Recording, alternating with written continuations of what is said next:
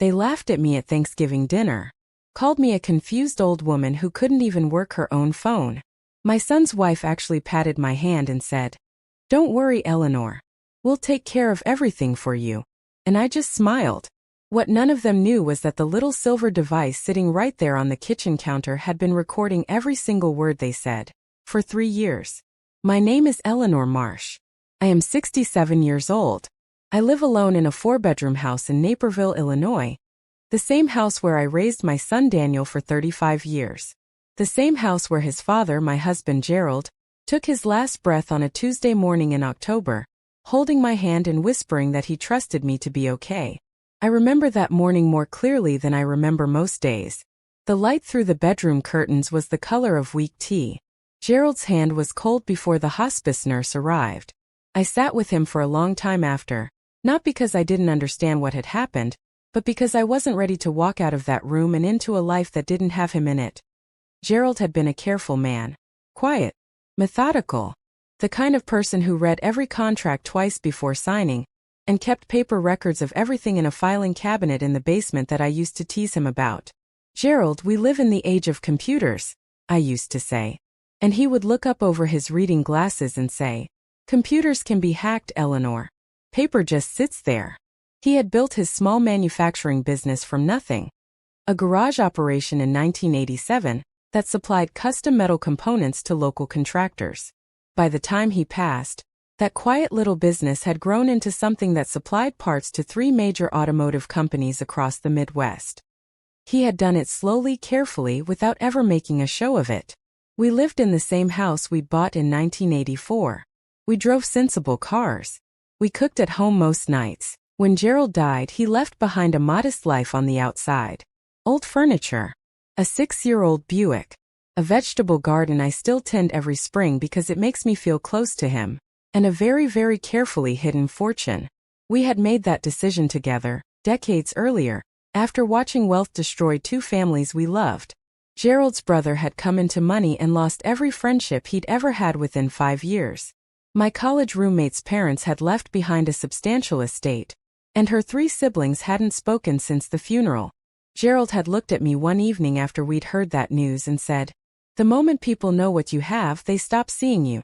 They start seeing what they can take." So we kept it simple. We lived simply. And almost no one, not our neighbors, not our church friends, not even Daniel, knew the full picture. Almost no one. I knew. And so did our lawyer, Patricia. The recording started by accident. My granddaughter, Sophia, Daniel's daughter from his first marriage, a sharp, funny 24-year-old who called me every Sunday without fail, had given me a small smart speaker for my birthday. "Grandma Ellie, you just say hey and it plays your music. You'll love it." I had laughed and said I was too old for gadgets. But Sophia sat with me for a full hour at the kitchen table, patient and warm the way she always was, and by the end of that evening I was playing Frank Sinatra while making soup. What I discovered 3 weeks later, completely by accident, changed the entire course of what followed. I had stepped out to the backyard to water my tomatoes. Gerald's tomatoes really, though I'd taken them over. When Daniel and his wife Renee arrived unannounced. They had a key. They let themselves in, and I could hear them clearly through the open kitchen window. They didn't know I was just outside 6 feet away, on the other side of the screen. "The house alone is worth $800, Renee was saying. I recognized her voice immediately, that flat, efficient tone she used when she was working something out, the same voice she used when she talked about her investment portfolio at dinner parties. "I know," Daniel said. "But she won't sell. I already asked. Then we go the other route. Get Dr. Kapoor to do an evaluation. You've seen how she forgets things. She forgets where she puts her glasses, Renee. That's not." "Daniel." Her voice sharpened. "Your father left everything to her. Everything. And when she's gone, where does it all go? We need to be positioned correctly before that happens. Sophia is already in her ear every weekend. If we wait too long, we lose everything." I stood completely still among the tomato plants, the trowel in my hand, the afternoon sun on my face, listening to my son, the boy I had rocked to sleep for years, agree in a low, ashamed voice that yes, maybe it was time to start documenting his mother's confusion. I stood there until I heard them move to the living room. Then I went inside through the front door. I said hello. I made coffee. I laughed at Daniel's jokes the way I always did.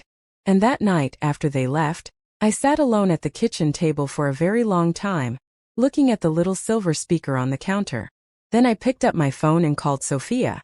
"Sweetheart," I said quietly, "can you teach me how to use the recording function?" Over the next 3 years, I became very good at being invisible. This is easier than it sounds when you are a 67-year-old woman with gray hair and reading glasses. People already look past you. They speak freely in front of you because somewhere in their minds, you have become part of the furniture. Background noise. Something that occupies space but doesn't fully register. Renee had always had that quality around me, that ease of speaking as though I wasn't quite present. She had married Daniel 6 years ago, for months after Gerald's funeral, which I had always privately noted was very fast timing for a woman who claimed she'd only met my son recently. She was 41, 15 years younger than Daniel, with highlighted hair and expensive taste and a smile that stopped exactly at her cheekbones when she looked at me. In the beginning, I had genuinely tried to know her. I invited her to garden with me. I offered to teach her Gerald's mother's pierogi recipe, the one that took most of a Saturday to make right. I asked about her childhood, her career, her dreams. She answered in short, polished sentences and then turned every conversation back to the house. Always the house. "This kitchen could be so open plan," she would say, running her fingers along the original 1960s cabinetry that Gerald and I had stripped and repainted together over a long weekend in 1991, our hands the same color by Sunday evening, laughing at each other. "These walls are just wasted space." Or, "4 bedrooms for 1 person, Eleanor. Don't you ever feel like you're rattling around in here?" Or, and this is the one I remember most sharply, said at Easter dinner with 12 people at my table. "Daniel and I have been thinking, and we're only saying this because we love you, that maybe it's time to look at somewhere more manageable. Your age, these stairs, this big house all by yourself." "I do yoga 3 times a week," I said pleasantly, and reached for the bread basket. "Would anyone like more ham?" The table laughed. Renee did not. What she didn't know was that every visit, every comment, every carefully worded suggestion was being noted. Not just recorded, noted. I had begun keeping a journal the week after I overheard that conversation in my backyard. Dates, times, exact words. Gerald had always said that if something mattered, you wrote it down. Paper just sits there. I had also called Patricia Chun, my attorney and the only person besides Sophia who knew anything close to the full picture of my life. Patricia had handled Gerald's affairs since the early 2000s and had a reputation in Chicago legal circles that made other lawyers choose their words carefully. When I told her what I had overheard, she was quiet for a moment. Then she said, "Eleanor, keep recording. Write everything down. Don't change a single thing about your routine. And call me the moment anything escalates so I didn't change anything." I kept making Sunday roasts. I kept going to book club on the second Thursday of every month. I kept driving my Buick to the farmer's market on Saturday mornings, and coming home with more vegetables than I could eat, and giving half of them to my neighbor Ruth. I kept being exactly the quiet, slightly forgettable woman no one thought twice about, and I kept recording. The campaign they were running became clearer month by month. Daniel had begun mentioning in casual conversation with people who knew me, that his mother was getting a little confused. He said it to our neighbor Jim, who told me about it with a furrowed brow a week later, not knowing what to make of it. He mentioned it to Pastor Williams at a church fundraiser, not as a concern, but as a social observation, the way you'd mention that someone's garden wasn't doing well this year. He had even, I would later learn, mentioned it to Dr. Kapoor, our family physician, at a community dinner. Not a medical consultation. A seed planted in passing. Renee, meanwhile, had done her research. Sophia overheard part of a phone call one afternoon and called me immediately after, her voice low and tight. Renee had been speaking with an elder law attorney about the process of petitioning for guardianship over a parent showing signs of cognitive decline. The attorney had told her that documentation was everything. Patterns of confusion, missed appointments, poor financial decisions. I had not missed a single doctor's appointment in 4 years. I had not made a poor financial decision in decades. But I understood now that none of that was the point. The point was the story they were building, one carefully placed word at a time. There is a particular kind of loneliness that comes with being disbelieved by your own child. It is not the loneliness of being alone in a house. I have always been comfortable with quiet, and the house has never felt empty to me the way people assume it must. It is the loneliness of sitting across a dinner table from someone who shares your blood and your history and your memories, and understanding that they are looking at you and seeing something entirely different from what you are. Daniel had begun in those years to look at me the way you look at a problem you haven't yet solved. I noticed it first at Christmas 2 years before everything came out. He had arrived with Renee and a bottle of wine, and when I came to the door he looked at me with this evaluating expression, a quick scan top to bottom, before his face arranged itself back into something warmer. I filed it away. I didn't understand it yet. By the following spring I understood it entirely. He was assessing me, checking for signs of decline, looking for the evidence Renee needed him to find. What made it devastating was that I remembered every version of that face. I remembered it at 2 years old, round and serious, studying a caterpillar on the back porch railing. At 7, working through a math problem at the kitchen table with Gerald's same methodical frown. At 19, the morning he left for college, trying very hard not to cry and failing, and Gerald and I standing in the driveway long after his car had turned the corner, not saying anything, not needing to. That face now scanning me for weakness. I wrote it down. I want to tell you about the night I almost stopped. It was February, 14 months into the recordings, 8 months before Thanksgiving. A Tuesday night, sleet against the windows, the kind of weather that makes a house feel both shelter and trap. I had been reviewing recordings from the previous month. I did this regularly, listening back, making notes, and I came to a conversation from Christmas Eve. Daniel and I had been washing dishes together while Renee and her sister sat in the living room. We had been talking about nothing in particular. A movie, I think, something one of us had seen. And then without planning to, I said, "Danny, are you happy?" He was quiet for a long time. Long enough that I thought he wasn't going to answer. And then he said, "I think so. I think I'm trying to be." It was such a small, honest thing. Such a glimpse of the sun I knew underneath all the performance. And sitting alone on that Tuesday in February listening back to his voice saying, "I think I'm trying to be," I came very close to putting the recordings away and calling him and just talking. Just being his mother. Just letting it go. I sat with that impulse for a long time. Then I remembered the real estate appraiser. 3 weeks earlier, Joseph, my neighbor, a retired high school principal who had lived next door for 11 years and watched this whole situation with increasing worry, had called me from his balcony. He had watched Renee arrive at my house with a man carrying a briefcase and a measuring tape. They had walked around the outside of the property, the man making notes, and when they saw Joseph watching they had left quickly. Renee had not mentioned it to me. She had not asked. She had simply brought a stranger to measure my house as though it were already hers. I put the recording back on. I kept going. Sophia had asked me once during those 3 years whether I was afraid. We were in the garden, late August, the tomatoes heavy on the vine. I was tying back a branch that had gotten too ambitious, and she was sitting on the low stone wall Gerald had built along the south edge, watching me work. "Are you scared, Grandma Ellie? Of what happens when it all comes out?" I thought about it honestly before I answered. "I'm sad," I said finally. "There's a difference. Fear is about what might happen. Sadness is about what has already happened. I'm not afraid of the confrontation. I'm sad that it became necessary." She was quiet for a moment. Then, "He wasn't always like this." "I know. He used to defend you. When we were kids and someone said something about older people, about grandparents, he would get so irritated. He thought you were remarkable." "He may still think so," I said.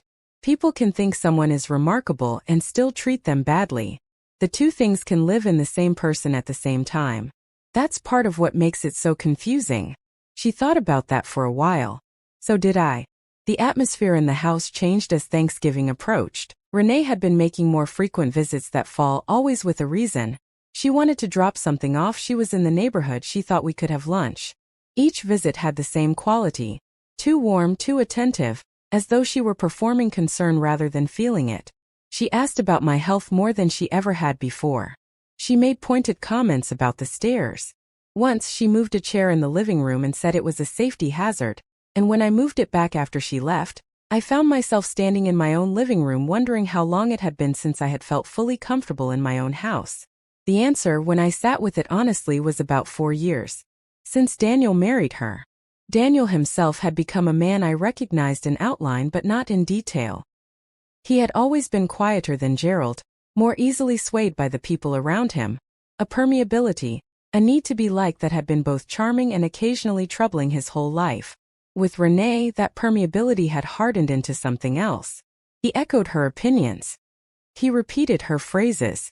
He had stopped calling me just to talk the way he used to, and now only called when there was an agenda. I noticed. I wrote it down. The week before Thanksgiving, he called to say that he and Renee had some things they wanted to discuss as a family. His voice was careful in the way that meant he had rehearsed the call. I said of course and that I was looking forward to seeing everyone, and I put down the phone and sat for a while with my hands in my lap. Then I called Patricia and told her to be available on Thanksgiving evening. The day itself started like the good ones always had. Daniel and Renee arrived at noon. Sophia drove up from Chicago with Marcus, her boyfriend, a software engineer with a quiet manner and the useful habit of helping with dishes without being asked. Ruth came with her cranberry sauce, the good kind with orange zest. Joseph appeared at the door with a bottle of wine and a look that said he already knew something was coming and would be nearby if I needed him. The dinner was good. The food was good. For a few hours sitting around that table with these people, I almost forgot what was coming. Marcus made Sophia laugh at something across the table, and I watched them with the particular bittersweet ache of seeing someone you love be happy. Ruth told a story about her grandson that made everyone lean in. Daniel helped me carry dishes from the kitchen, and for a few minutes he was the boy I remembered, easy, warm, making a joke about my gravy the way he always had. And then the plates were cleared and Renee folded her hands on the table with the deliberateness of a woman who had planned this moment. "Mom," Daniel said, and just that word, the slight formality of it, told me everything. He only called me Mom like that, stiff and fronted, when Renee had scripted the conversation. "Renee and I want to share something with the family, because we think it affects all of us." Ruth excused herself to the kitchen. Marcus found sudden interest in his water glass. Sophia's hand moved under the table and found mine, and I held it. "We've been speaking with a specialist," Daniel continued, "and based on some things we've observed over the past year, we think it might be time for a formal evaluation. For your cognitive health." The table went very quiet. The refrigerator hummed. "We've noticed some things, Eleanor," Renee added, in a voice calibrated to sound gentle. "Forgetting appointments. Leaving the stove on. Confusion about dates. We have it all written down. We want to make sure you're protected." I looked at her. I looked at Daniel. Then I looked at the small silver speaker on the kitchen counter, just visible through the doorway. 3 years of dinners. 3 years of phone calls taken in my kitchen, my living room, my driveway. 3 years of Renee saying things she believed no one was listening to. "Daniel," I said. My voice was very calm. "I have never left the stove on. I have not missed a single medical appointment in 4 years. And I have not been confused about a single date. Mom, I would also like to mention," I continued, folding my napkin and placing it on the table, "that 6 weeks ago in this kitchen, your wife told her mother on the phone that once the guardianship was approved, you would list this house within 60 days and split the proceeds before Sophia could contest the will." The blood left Renee's face so completely and so quickly that I watched it happen. A slow draining like water leaving a basin. I never," she started. "I have the recording," I said simply. "I have all of them." The silence that followed was the loudest thing I have ever heard in this house. Sophia's hand tightened around mine under the table. Marcus quietly stood and began carrying glasses to the kitchen, because he understood that some moments require a person to find somewhere to be. Daniel stared at me across the table as though he were seeing someone he didn't recognize, and perhaps he was. Perhaps the Eleanor he had been imagining, confused, fragile, manageable, had never existed, and the woman sitting across from him now was the first true version he had ever looked at directly. "How long?" he finally said. 3 years, Daniel." He closed his eyes. Renee found her voice. "This is insane. You can't just. This is an invasion of privacy. This is illegal." "Illinois is a one-party consent state," I said. "I spoke with my attorney before I recorded a single conversation. Everything is completely legal." "Your attorney?" Daniel's voice had gone hollow. "Patricia Chun. She has copies of everything." She also has the letter you sent to Dr. Kapoor suggesting I might be developing early dementia, which Dr. Kapoor found troubling enough to call me about directly. Renee stood up, sat back down. Her composure, that careful, expensive composure she had maintained for 6 years in this house, had simply left her. "What do you want?" she asked. The performance was gone. This was her real voice, flat, tight, afraid. I looked at her for a long moment. Then I looked at my son. "I want the boy I raised," I said quietly. "The one who would have stood up for me. I'm not sure where he went, but I would like to find out if he is still in there." Daniel put his face in his hands. Patricia arrived Monday morning with a folder and the calm efficiency I had always found deeply steadying. The full picture, laid out across my kitchen table over 2 cups of coffee. Gerald's estate, structured carefully over 30 years, was worth approximately $4.2 million. The house, investment accounts, 2 commercial properties in the western suburbs generating steady rental income since 1994. None of it visible. All of it mine. Also in Patricia's folder, a formal cease and desist addressed to Daniel and Renee, notifying them that any further attempts to pursue guardianship proceedings would be met with a countersuit for elder financial abuse and defamation. And one more document, one I had asked Patricia to prepare 6 months earlier, when I understood clearly where things were heading. A revised will. Daniel's share reduced to a single symbolic $1. The remainder divided between Sophia, 3 charities Gerald had cared about, and a scholarship fund at the community college where I had taught English as a second language for 12 years. Sophia sat across from me when I told her. She didn't say anything for a long moment. Then, "Grandma Ellie, you planned all of this." "Your grandfather taught me," I said. "Invisible wealth gives you power." I just added one thing he never thought of. I nodded toward the speaker on the counter.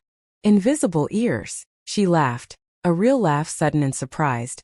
And then she cried and I held her at my kitchen table the way I had when she was small, and we stayed like that for a while. Daniel called 4 times in the week that followed. The first 2 calls I did not answer.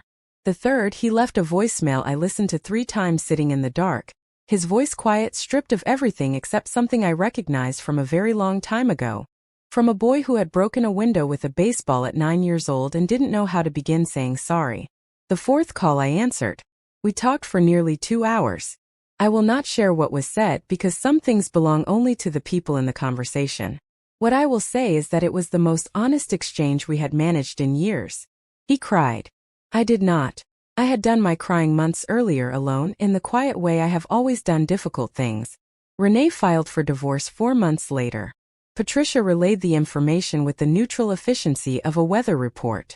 I felt many things about that. Complicated, layered things. But mostly I felt the way you feel when a splinter you haven't been able to reach finally works its way out on its own. Gerald used to say that the point of building something carefully was not to use it as a weapon. The point was to have it available. To know it was there. Most of the time, he said, if you build it right, you never need to use it at all. The building itself changes what's possible. He was talking about his business, his careful contracts, his detailed records, his paper files in the basement. But he might as well have been talking about everything. I built the recordings carefully.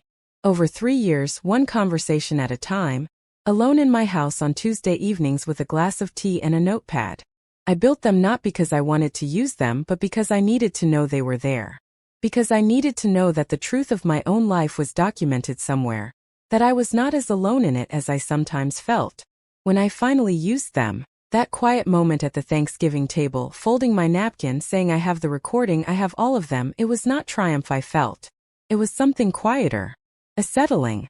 The feeling of a thing coming to rest in its right place after years of being slightly out of alignment. Gerald would have understood that feeling. He always did understand the long game better than anyone. It has been 14 months since that Thanksgiving. The house in Naperville is exactly as it has always been. Gerald's vegetable garden, which I have expanded to include a raised bed along the south fence. The 1960s cabinetry that Renee wanted to tear out. Freshly painted white. Sophia and I did it on a Saturday in March, music on, paint on our hands by noon, laughing in the kitchen Gerald built. Sophia visits every other weekend. She is teaching me things about my phone that I pretend to find more difficult than I do because I enjoy the lessons. Daniel comes for Sunday dinner most weeks. We are building something. I am not certain yet what shape it will take. Gerald used to say that the strongest structures go up slowly with good materials, built by people willing to do the hard work. I am willing. I watch my son across the dinner table and I look for the boy I know is still somewhere inside the man. And most Sundays I find him. Ruth still brings her cranberry sauce. Marcus proposed to Sophia in August in the backyard beside the tomatoes, and he asked me before he asked her father. That told me everything I needed to know about his character. And on the kitchen counter, the little silver speaker still sits in its spot. On Sunday mornings it plays Frank Sinatra while I make breakfast. It doesn't record anything anymore. It doesn't need to. Some battles once won stay won. My name is Eleanor Marsh. I am 67 years old. I am not confused. I am not fragile. I am not something to be managed or moved or quietly relieved of what I have built. And I have never not once left the stove on. Did this story find you? Leave a comment, I read everyone. And if you know someone who needs to hear it, share it with them. For more stories of dignity, quiet strength, and the justice that arrives exactly when it should, subscribe. I'll see you in the next one. With love and respect always,